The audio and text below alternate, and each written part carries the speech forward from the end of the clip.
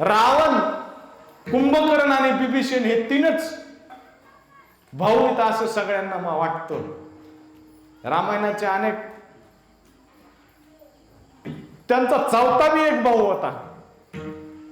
ते सगळं रामायण झाल्यानंतर, रावणाचा वध झाल्यानंतर हे दोघं गेले. कोण?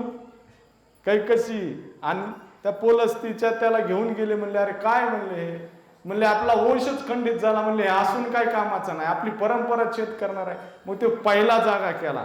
त्याचं सहस्त्र रावण नाव आहे. जसं सहस्त्र अर्जुन आहे तसं सहस्त्र रावण. आणि मग त्यानं रूप प्रकट केलं प्रभू रामचंद्र. बघा त्या ग्रंथामध्ये तुम्हाला सापडेल, पुराव्याशिवाय बोलू नये. मग प्रभू रामचंद्रच मूर्छित झाले त्याचं स्वरूप पाहून. आणि मग सीता रूपी आदिशक्ती जागृत झाली आणि तिने सहस्त्र घाव केले आणि त्या सहस्त्र रावणाचा वध केला.